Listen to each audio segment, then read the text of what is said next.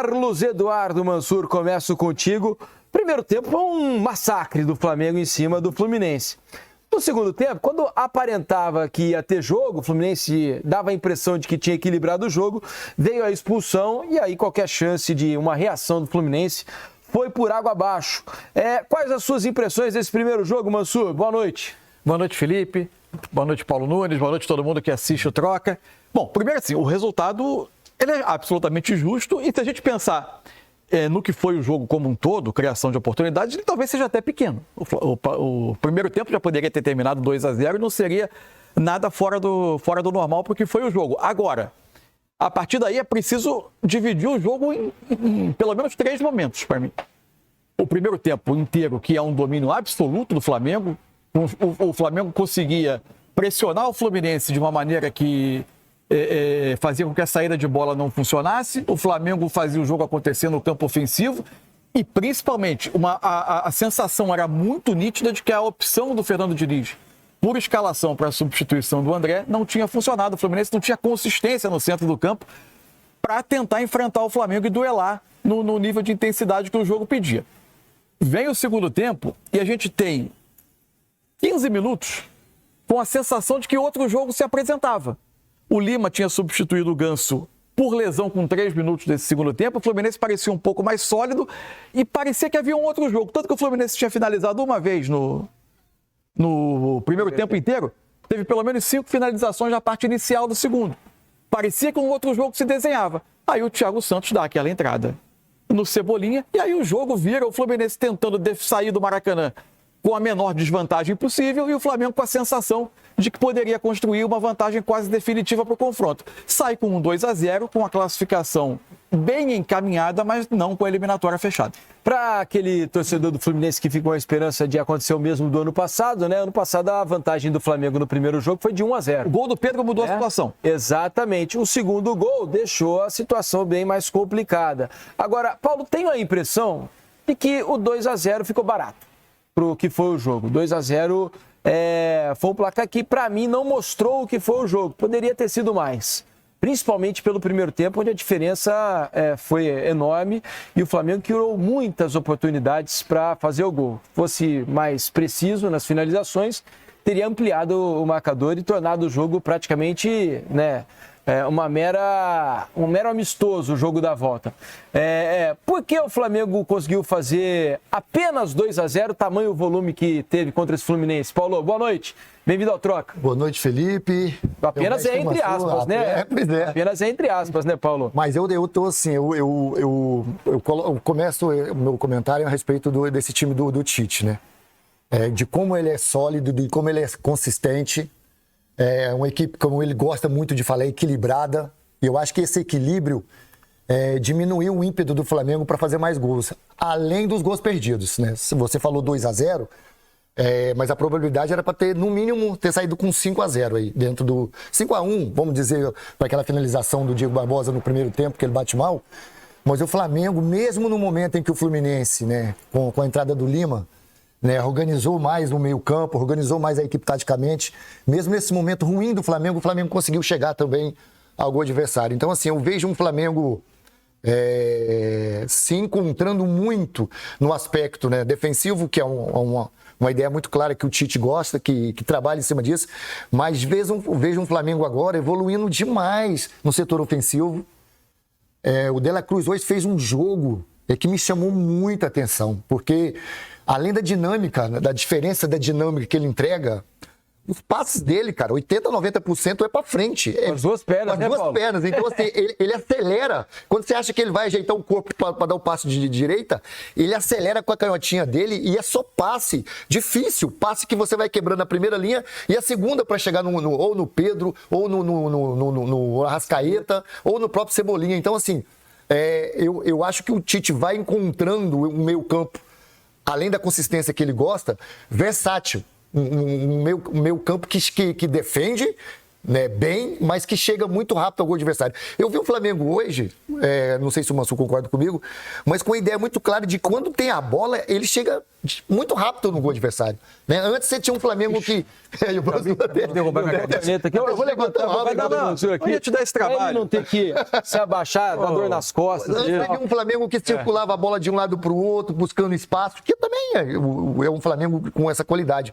Mas eu já vi um Flamengo que quando ele tem a bola, ele procura sempre a verticalidade. E isso é importante para os jogadores, quando você tem jogador com a capacidade que tem o Flamengo, quando você busca a verticalidade e tem qualidade para isso, né? Porque não adianta nada você buscar e errar passes toda hora. O Flamengo não, ele consegue colocar esse passe para o jogador que está jogando na frente e com várias opções de jogo. Eu acho que é um Flamengo, óbvio, tem muita coisa ainda a acrescentar. Um Fluminense, na minha opinião, começou com a escalação, no meu modo de ver, errada, equivocada. O Fluminense muito frágil no meio campo, onde ele não tem controle de jogo, que é o que ele mais gosta de ter, e muito frágil. A bola não chegava na frente, a gente estava falando sobre o Cano. O Cano pegou na bola 3 vezes no máximo. Paulo, eu anotei aqui, 4 minutos do primeiro tempo, o Flamengo já tinha roubado 2 vezes a bola na intermediária defensiva do Fluminense. Isso. Com 4 minutos. Acho que ficou muito claro também que as mexidas na parte de trás do Fluminense estão interferindo muito nessa saída de bola, né? Se a gente pensar que o titular da lateral direita é o Samuel Xavier, hoje jogou o Guga. Uhum. Na lateral esquerda, o titular é o Marcelo, foi uma opção, né? Também pela saída do André. O Marcelo não jogou para a entrada do Diogo Barbosa. Sem o André. Né? E se a gente pensar, ainda não tem o Nino em relação ao ano passado. São 4 mexidas em 6 posições no setor defensivo. E isso, na minha visão, tem atrapalhado. Além, é claro, não dá para negar o mérito do Tite em organizar o Flamengo de uma maneira que o Flamengo foi muito preciso na saída do Fluminense. Né? Essa pressão que o Flamengo conseguiu fazer na saída de bola do Fluminense, em raros momentos, o Fluminense conseguiu sair no primeiro tempo, não, Mansur? Se a gente pensar ao longo desse ano, tem vários momentos dos jogos do Flamengo que a gente precisa ou pegar o VT ou pegar a entrada dos times em campo para descobrir a cor da camisa do Rossi no jogo. Verdade. Porque ele fica longo tempo sem aparecer. Tem que encostar na bola, né? Sem encostar na bola. Hoje não fez nenhuma defesa, né? Defesa que não, teve finalizações até...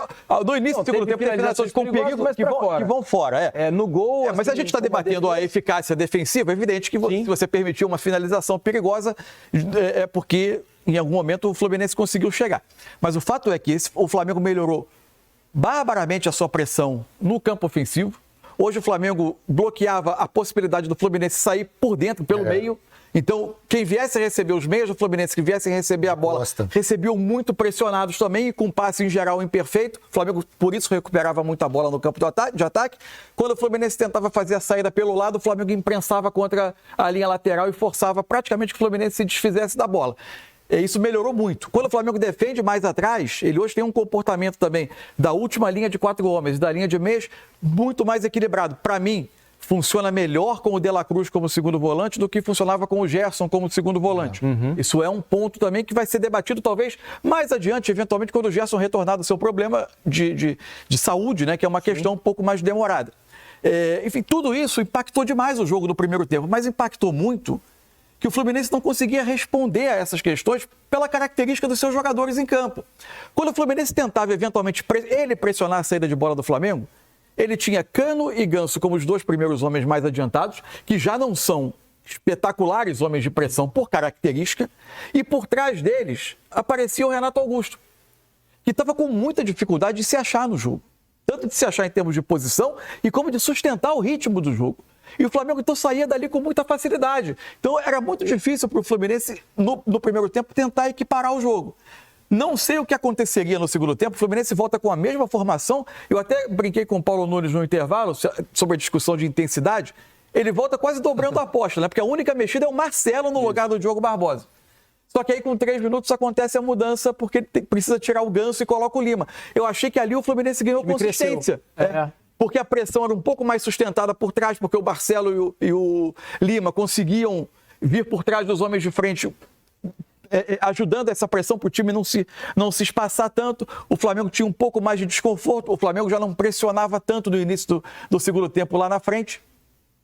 E parecia que a gente ia ter um outro jogo, que poderia eventualmente ter um Fluminense buscando o empate. O Fluminense chegou a ter chances para buscar o empate. Teve um momento ali até de uma blitz do Fluminense, com duas finalizações no mesmo lance, né? Uma primeira do Marcelo, que ele tenta ajeitar o corpo para bater, a bola sobra e vem o cruzamento da esquerda, que o Arias, em boa condição, quase na pequena área, bate fora. E aí vem o único momento que eu achei do jogo do Flamengo que eu tenho acho que é um ponto que eu acho que é discutível.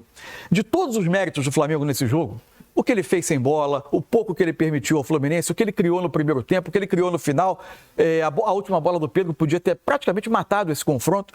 De tudo isso, eu acho que quando o Flamengo teve 11 contra 10, em boa parte e ele atacava um Fluminense todo com um bloco defensivo muito perto do gol, eu achei que em alguns momentos o Flamengo foi um tantinho conservador. Pela quantidade de homens que ficavam atrás da linha da bola, eventualmente... Eu e Paulo, a gente estava conversando nisso, assistindo o jogo, né? Nesse momento, a hora que pintou a substituição, o Paulo virou para mim e falou assim, será que não era hora do Tite tirar um zagueiro e colocar mais um jogador ofensivo para tentar matar o confronto de uma vez? Eu entendo. É uma discussão. O Fluminense não ia para frente. Não conseguia, né? Não passava do meio campo. Não conseguindo escapar o Fluminense. É uma discussão, mas eu me refiro mais mesmo com os homens que estavam em campo. Por vezes o Flamengo tinha 2 zagueiros, um dos laterais, 1 ou 2 volantes por trás, quase 5 homens por trás do bloco defensivo do Fluminense.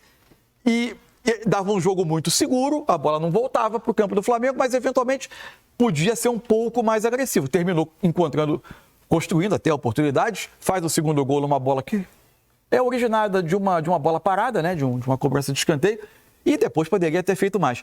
E outro ponto, aí, justiça seja feita, o Flamengo no 11 contra 10 retomou integralmente a sua pressão ofensiva e voltou a retomar muita bola no campo de ataque. Enfim, é um Flamengo que cresce. Tem algumas coisas a gente pode debater sobre esse Flamengo também, que é um time que cresce muito e mudou algumas coisas em relação ao início do ano. Eu só acho assim, que nesse crescimento que o Fluminense teve também, é uma situação que acontece normalmente dentro do campo, eu não sei se foi naquele momento, porque como o Flamengo fez uma pressão, na minha opinião, no primeiro tempo, exacerbada de muito, muito tempo. Normalmente você faz essa pressão de 15 a 20 minutos. De boa qualidade, né, Paulo? De boa qualidade, organizada. Exatamente, organizada. Porque não adianta nada você fazer pressão e não saber onde você está. E toda hora o adversário escapar da pressão. Né? Exatamente. Aí você está todo aberto atrás. Exato. E o Flamengo não, ao contrário. E ele manteve, principalmente no primeiro tempo, um tempo enorme de pressão no Fluminense. E é difícil demais, porque é um time igual do Fluminense, que sabe sair dessa pressão. Só que o Flamengo manteve. Então, eu acho que no segundo tempo, quando o Flamengo volta, eu acho que os jogadores estavam ainda naquela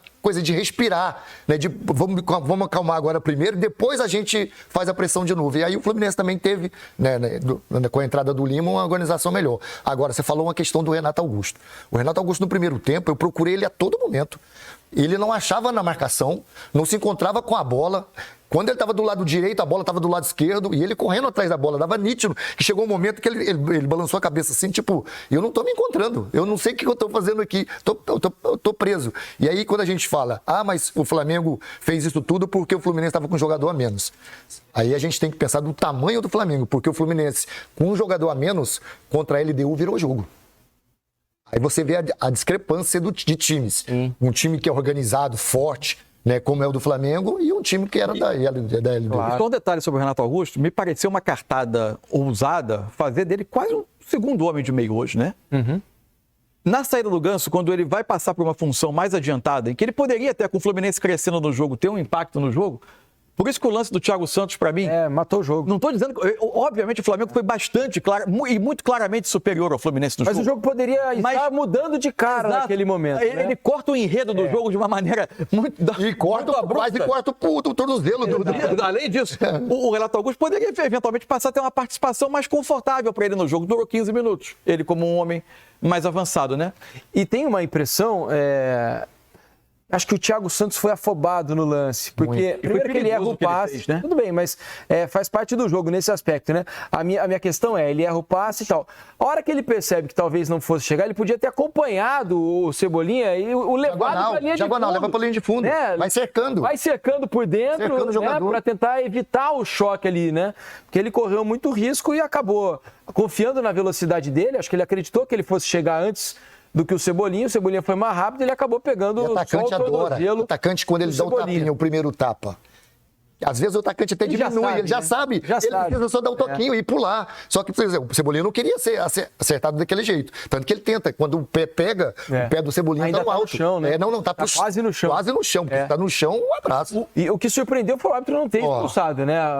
Foi muito forte. O lance foi na frente do Tite, o Tite faz logo um gesto.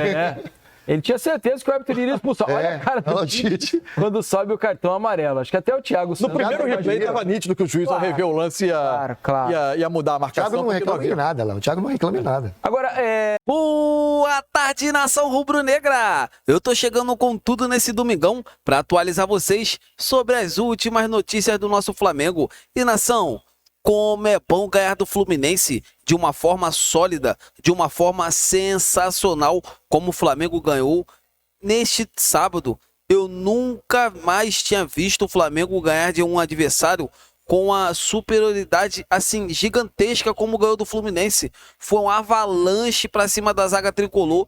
O Fluminense não viu a cor da bola. O Flamengo atacou como quis, atacou de todos os lados do campo, atacou de forma inteligente. O Flamengo sabia o que estava fazendo. O Flamengo está treinando. A comissão técnica do Tite, temos que aplaudir. O que eles estão fazendo com esses jogadores do Flamengo é algo assim fantástico. O Flamengo, 90 minutos já, quase no segundo tempo, quase terminando a partida, todo mundo marcando lá na frente, todo mundo sabe, e marcando de forma compactada, nada daquela forma como desorganizada, pelo contrário, Flamengo foi pra cima, Flamengo fez o que quis com o Fluminense e 2-0 ficou barato. Eu estou muito feliz com o desempenho do Flamengo, eu quero que a equipe rubro-negra continue nessa pegada, continue mostrando, melhorando cada vez mais, que o sistema defensivo e o sistema ofensivo, também naquela parte de meio de campo, continue sólida, porque o Flamengo tem tudo para ganhar muitos títulos nessa temporada, que é o que todos nós queremos.